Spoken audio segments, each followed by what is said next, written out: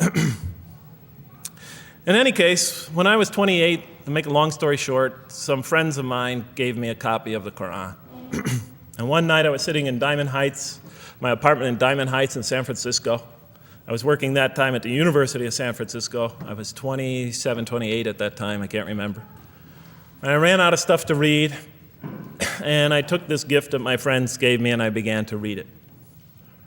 And I came to the first verse. Well, I opened the Quran, read the first page, then the second, and then very quickly, in the second surah, about 37 verses into the Quran, I came upon the story of mankind. And I have to admit, I read through it very quickly. It was about 9, 10 verses long, story of the first man and woman.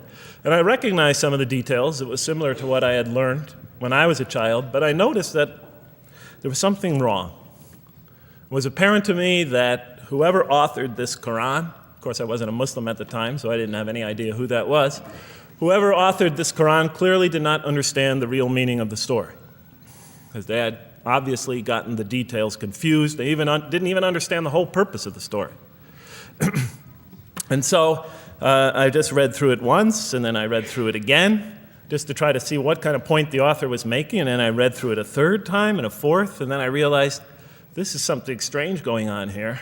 I'm going to read this much more carefully. I'm going to need to go through this story line by line, verse by verse, because it's obvious that the author is trying to bring out another point. And I wasn't quite sure what it was, but definitely he packs a lot of meaning into almost every word. And I thought the writer at least seems to have a great measure of brilliance. And so I'll try to sort of take you through what my experience was as quickly as I can.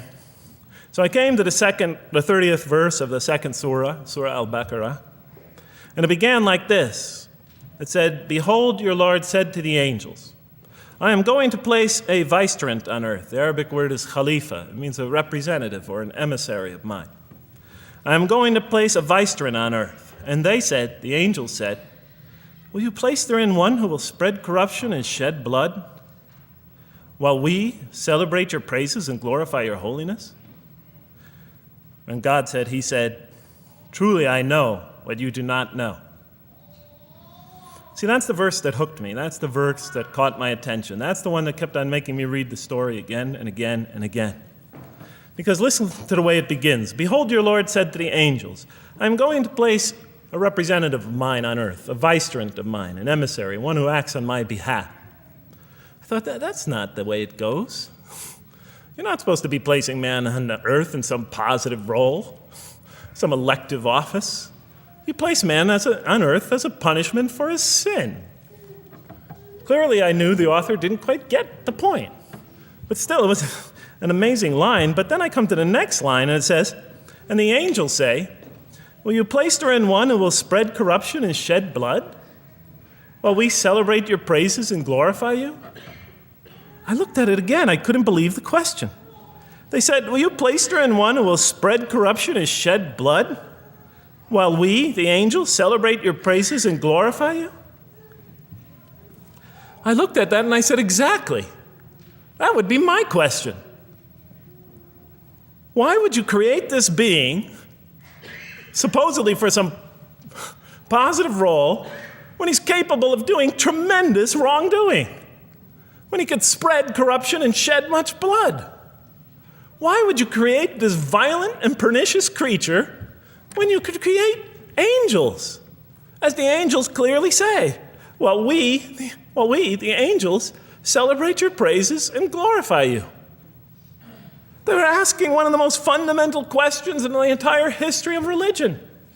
Why create you, man, this utterly fallible creature, this creature who could rebel against God's will, who could do such tremendous wrongdoing, who could wreak havoc like no other creature on earth, when you can make them angels? And look where the question is being asked. It's being asked in heaven.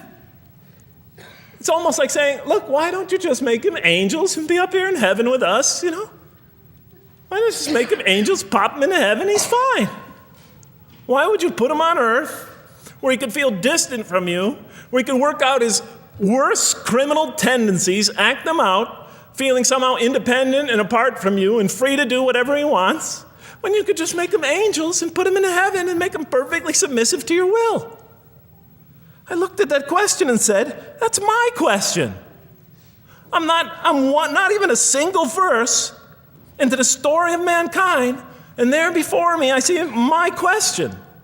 That whole question, everything that I ever thought, everything that I ever experienced, everything that I ever knew was in that question. It was as if the author took my life and wanted to pick out exactly the right question to humiliate me, to provoke me, to anger me. Why create man, this most destructive and violent creature, when you could make him angels? And then look at the answer.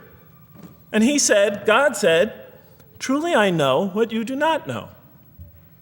You know, in modern parlance, we would say, I know exactly what I'm doing. I read that and said, what? You know what you do not know? You know exactly what you're doing? Well, please inform me. Tell me what you're doing. Because, you know, I'm 28 years old and I haven't figured out it yet. And I have a lot of issues that I'm still dealing with that's connected to this question. You can't just get off that easy. You can't just tell me you know exactly what you're doing. Not after what I've been through. Not after you made me this way. And then I realized, of course, I was arguing with a God I didn't even believe in. And that would happen several times as I read through the Quran. And sometimes I would just get into so agitated by what I read, I'd start arguing with this voice that I'm reading before me, that's calling to me. So we turn to the next verse. Well, it turns out that the Quran just doesn't dismiss the question. It starts to answer it a little bit. And in the next verse it says, and he taught Adam, God taught Adam, the names of all things. And then he placed them before the angels and said, tell me their names if you are right. So this verse is clearly referring to the previous one. But notice what it says. Now, I from my own background, I remember Adam naming things, but it wasn't connected to any answer to any philosophical question. But here, notice what it says. And he taught Adam the names of all things. And I realized already, just from the first verse, you got to read these verses very carefully because it's packed with a lot of symbolism and meaning. And he taught Adam the names of all things. So here we see Adam is not only just a creature who knows how to name things, who's acquiring the gift of language, but he's also a learning creature. God is teaching him. Now right here, right in this verse, and it'll come even clearer in the subsequent verses, that the very first thing that the Quran is going to emphasize here is man's intellect. He is a learning creature. He is taught. And what is he taught? What is one of the great intellectual gifts he's given in response to the angel's question? The gift of language. Because through language, mankind can not only learn, but he could learn things not only through his own experience, but he could learn things that other people have experienced of times and places that are hundreds, thousands of years and miles separated from him. And so that all our knowledge becomes cumulative. Every generation learning from the generation before it. I'm learning today from authors I read from other sides of the world that may have existed 2,000 years ago. And so we all contribute to our collective learning and knowledge. And so what I'll see later in the Quran, when the Quran will emphasize this again and again and again. Like in one verse it says, read in the name of your Lord who created. Created a man out of a tiny creature that clings. Read, it commands the reader. For your Lord is most bountiful. Why is he most bountiful? What great gift did he give you? For he taught man the use of the pen. And through it taught him what he otherwise could not know. And time again, the Quran will call upon man to use his intellectual faculties and swear by his intellectual faculties and to use them correctly because they play a fundamental role in guiding him to truth. I never came upon a scripture that puts so much emphasis on the correct use of our intellectual faculties, on the harnessing of reason, in helping us attain to faith. And he taught Adam the names of all things. And then he placed them before the angels and said, tell me their names if you are right. Okay, you have this you have this natural question about this creation of mankind. Here, this mankind is this human being, this human creature is a learning creature. He has many intellectual gifts. Here, I'm going to place these things before you. Tell me their names if you are right about man. And what did the angels say? In the next verse they say, "Glory to you. We have no knowledge except what you have taught us. In truth, it is you who are knowing, the wise."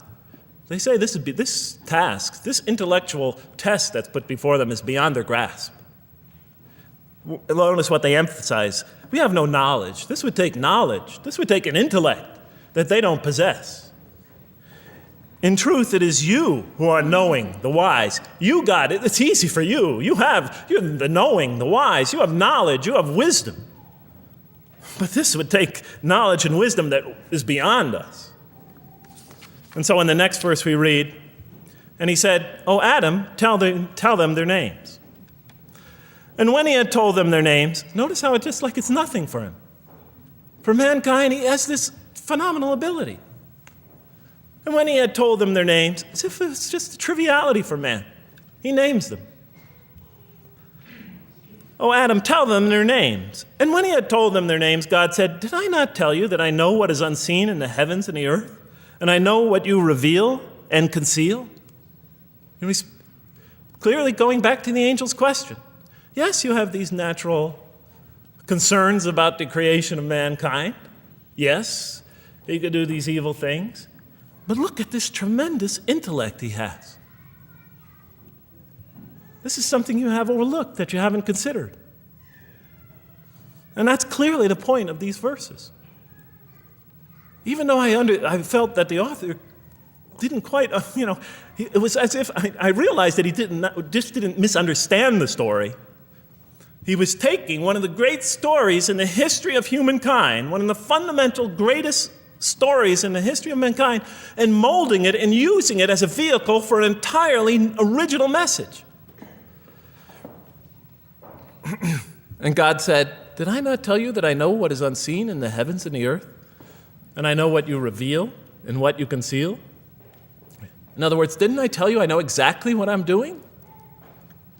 And then in the next, and didn't I not tell you that I know what you reveal and conceal? I looked at that. What question what did they reveal and what did they conceal?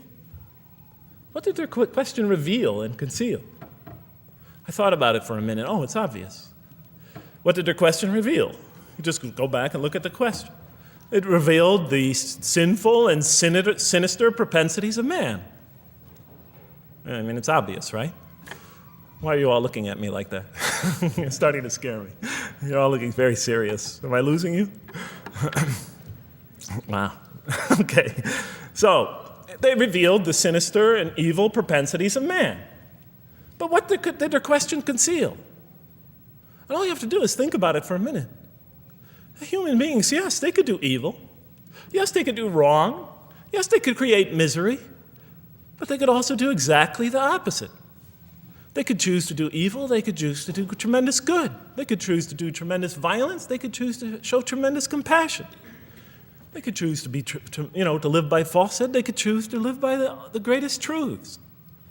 They could be terribly ugly. They could be terribly beautiful. And up until that point in my life, I, like the angels, that only saw one side of the coin. For the first time when I read that verse, believe it or not, it was an eye-opener for me. I had always been obsessed with the evil potentials of human beings. When I read that verse, I realized that, and I had a great example right in front of me with my own mom, I realized that I had been blinded by only one side of human nature. So we go on to the next verse. "And behold, we said to the angels, bow down to Adam, and they bowed down. But not so Iblis." Iblis is like the father of Satan, satanic beings, forces, creatures, existences. "He refused and was arrogant. He was of those who reject faith." An interesting statement. "And behold, we said to the angels, bow down to Adam, and they bowed down." Bowing down could symbolize two things. Bowing down could symbolize the superiority or potential superiority of one being over another, and so they bowed down to them. Bowing down could also mean that they serve that creature in some respect. Of course, the Quran says that all beings serve God, all created beings serve God. But this verse seems to be indicating, and the rest of the Quran will make it clear, that these angelic beings, these angelic entities, will serve the development of mankind. We'll even see later that the satanic beings serve the development of mankind. Both forces, angelic and satanic, will serve the development of mankind. Because one will present man with a choice to do the most altruistic things. The other will simultaneously try to influence man in the opposite direction. And so human beings will be moral creatures, and they'll have to make moral decisions. And it's in those moral decisions that they will grow spiritually and morally as human beings. And they'll take that into the next life. And the angelic and the satanic forces will be catalysts for those moral choices that they make. They will heighten the human being's awareness of the rightfulness and the wrongfulness of the choice he's about to make. And the self, the soul, the nafs, as they say in Arabic, will have to make the ultimate choice between good and evil. And that choice, that test will come again and again and again as human beings either grow or decline. And those tests will come again and again and again to try to help him towards his spiritual evolution, to bring him back, but that choice is ultimately ours. But I'm getting ahead of myself. And so we said to the angels, bow down to Adam, and they bowed down. But not so Iblis. Iblis is Satan, this rebellious force, this evil prompter, the one who whispers into the human heart. He comes into being. And with the introduction of Satan, we have the introduction of evil, that evil influences on human beings.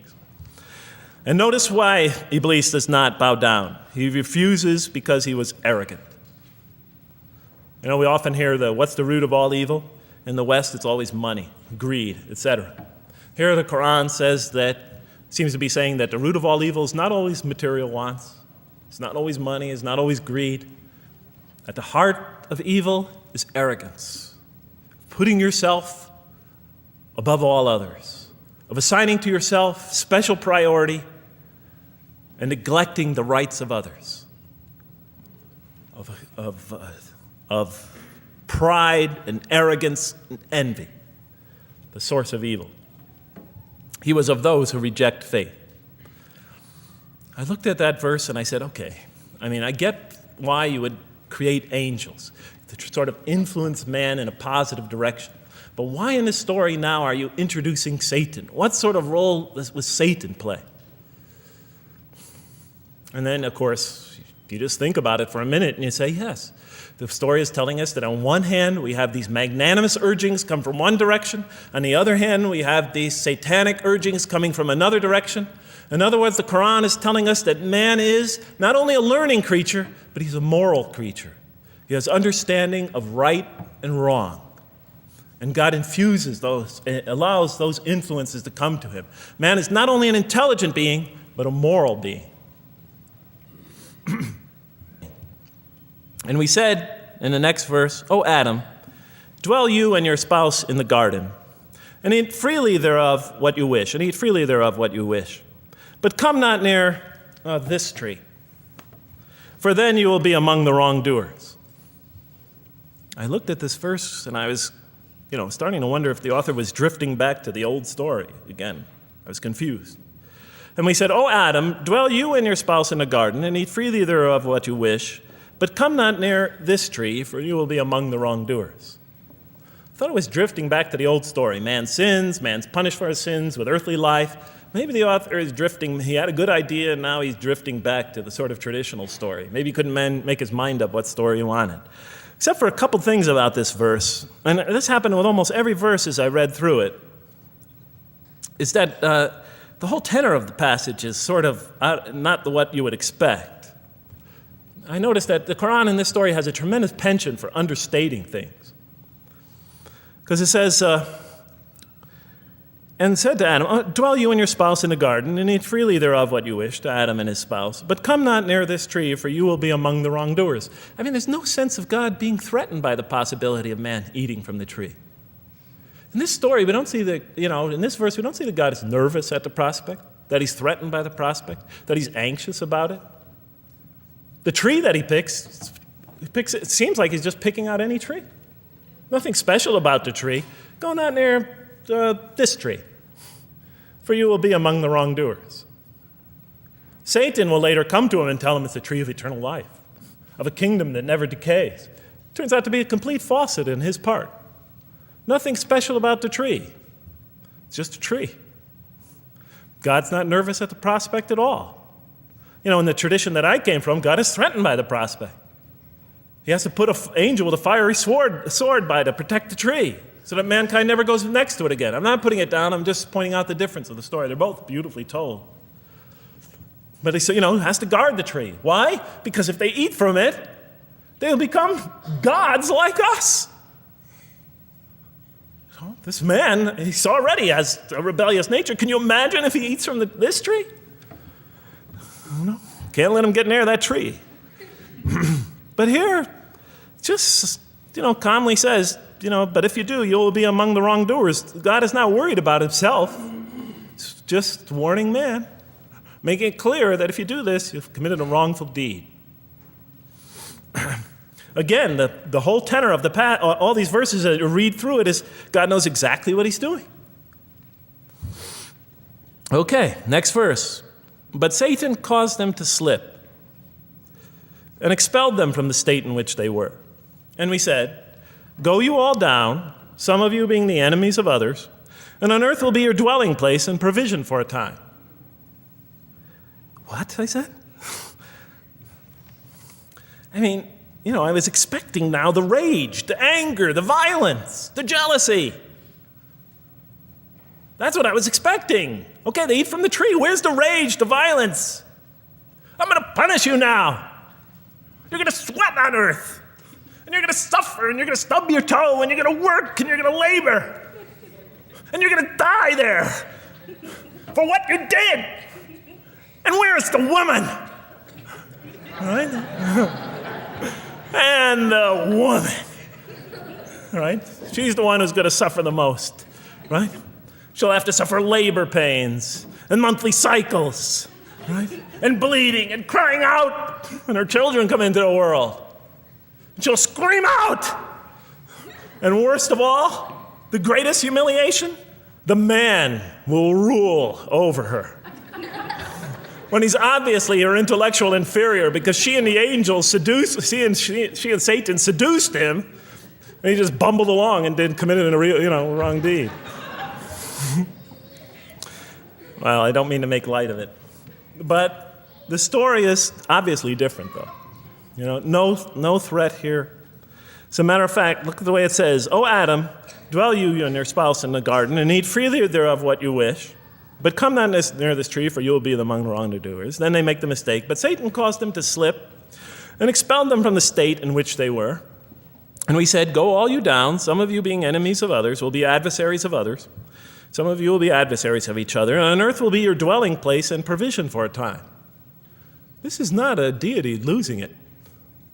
If you look at it, on earth will be your dwelling place and provision for a time. That's not the words of a God that has lost, that is really extremely upset. On earth will be your dwelling place and provision for a time. But notice something else about this verse. When you read these verses for the first time, I don't know, maybe I'm nuts, and many people think I am. But when you read these verses for the first time, this is just so much that catches your attention. But Satan caused them to slip. Remember, I couldn't get that verse those words out of my head. Satan caused them to slip. To slip? The greatest sin in the history of the human race, and it's called a slip? In my culture, slip means, you just momentarily, for a fraction of a second, you lose your focus. It's not a big deal. My Uncle Bob used to always say to me, Jeff, I'm sorry I'm 5 minutes late, I slipped up. The understanding is it's no big deal. It's just a slip. That's what we say when we make a minor mistake. I slipped up. Don't worry about it. Never happen again. A slip, I said? Momentary loss of focus? The greatest sin in the history of humanity? Why we're all here? Why we're all suffering? Why we experience death? A slip? I didn't believe it. I went to my Arabian friends at that time. I didn't know any Arabic. I came to this verse. We went through it line by line. I said, now don't change any words. Just read them one at a time. But Satan made them, and I said, okay, this one right here. What does it mean? Tell me what that means. They looked at it, it says, slip. Slip. And expelled them from the state in which they were. A slip, I thought? But then maybe I was trying to force the traditional understanding, the traditional interpretation. Maybe it was just a slip. I mean, after all, they didn't commit murder. They didn't commit robbery, rape, pillaging, assault. They ate a couple of pieces of fruit. Well, it's not the greatest sin in the history of humanity by any means. And then the next verse says, and then they were expelled from the state in which they were. Well, what state were they? Let's see now. Let's go back from where we started. First, mankind is being taught. We see he's an intellectual being. Then we show he's a moral being. Moral being means he's a being that's going to have to make choices. And then God gives him this choice. It's not a huge deal. It's not the gravest sin in the history of humanity by any means. It's minor by any standards. They make it, though. We see that God originally intended to put man on earth as his vicegerent. We see a period of preparation where he's being prepared intellectually, where he's growing intellectually, where he's growing as a moral creature. When does God finally put him on earth? What signals that he's ready to begin? He makes his first independent choice. It's not the worst deed in the history of humanity. It's minor on anybody's scale, but it shows that mankind is ready to act on his own, to be his own, to make his own choices, that God has empowered him to make choices, and he's ready to make them and carry them out and see them most often to their expected ends, if God wills. And that seems to be the only real significance of it. But I thought, maybe I'm getting this wrong. Maybe God just blows off into an angry rampage the next verse. So I look at the next one and it says, and then Adam received words from his Lord. And God turned to him mercifully, for he's oft returning, ever merciful. Well, if I had any doubts up till now that God is not enraged by what this has happened, that God hasn't prepared mankind for this choice, for what was eventually going to happen, that all this was preparation for mankind to begin his earthly sojourn in this famous allegory. If I had any doubts before now, I had them, certainly didn't have them after reading this verse.